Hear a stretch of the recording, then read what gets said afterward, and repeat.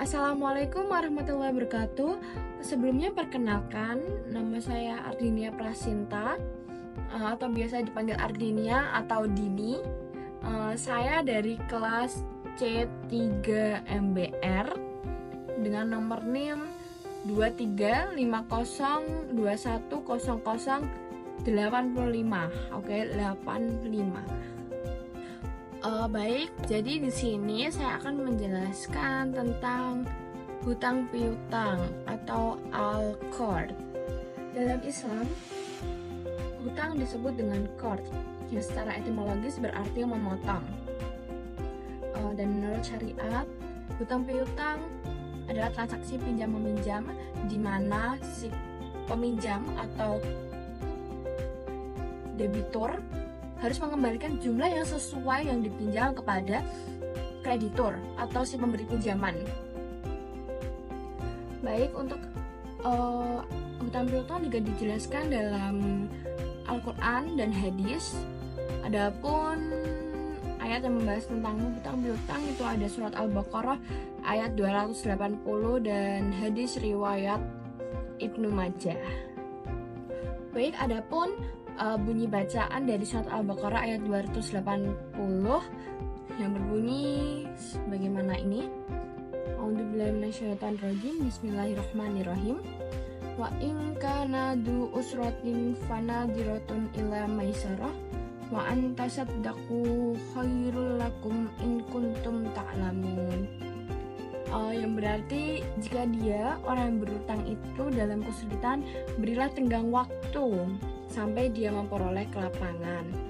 Kamu bersedekah atau membebaskan utang itu lebih baik bagimu apabila kamu mengetahuinya. Dan untuk hadisnya, Ibnu Majah meriwayatkan bahwa Nabi Shallallahu Alaihi Wasallam berkata, bukan seorang muslim mereka yang meminjamkan muslim lainnya 2 kali kecuali yang satunya adalah senilai sedekah. Hadis riwayat Ibnu Majah nomor 2421, kitab Al-Ahkam Ibnu Hibban dan Baihaqi. Pada ayat tersebut menekankan bahwasanya kita sebagai pemberi hutang memberikan kelonggaran waktu kepada peminjam, apalagi ketika peminjam sedang kesulitan, karena kita juga bisa mengikhlaskannya karena itu lebih baik dan lebih mulia menurut Islam dan lebih baik di sisi Allah SWT.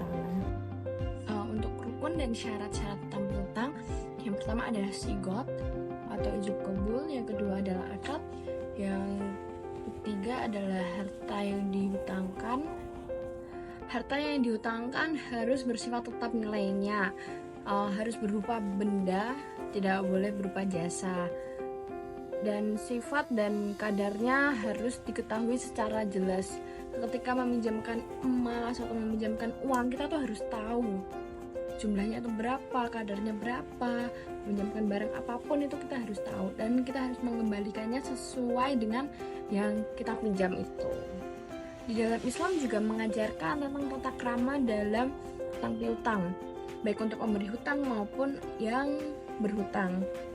Untuk yang berhutang, ada yang pertama adalah berniat untuk melunasi hutang tersebut. Dan orang yang berhutang harus menemukan cara untuk melunasi hutangnya. Ingat ya, ketika kita berhutang, kita harus wajib untuk gimana sih kita untuk melunasi hutang tersebut. Tidak boleh kayak menyepelekan hutang ya.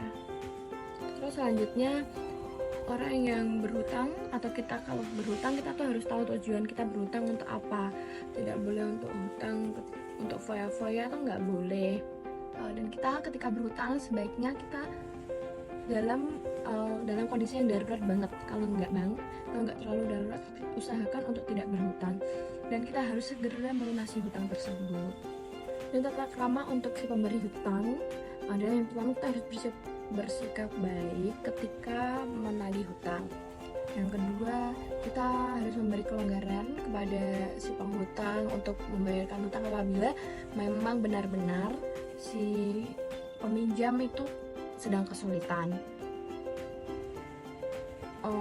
Dan Dan yang ketiga itu utang piutang tidak boleh mendatangkan manfaat atau kita tidak boleh mengambil untung dari utang-utang tersebut. Baik, itu tadi adalah sedikit penjelasan tentang qard. Mungkin lebih banyak lagi pengertian-pengertian tentang qard atau hutang piutang, kalian bisa cari tahu sendiri. Cukup sekian ya dari saya. Apabila ada salah kata ataupun itu, mohon untuk dimaafkan karena tidak ada manusia yang sempurna. Baik, wassalamualaikum warahmatullahi wabarakatuh.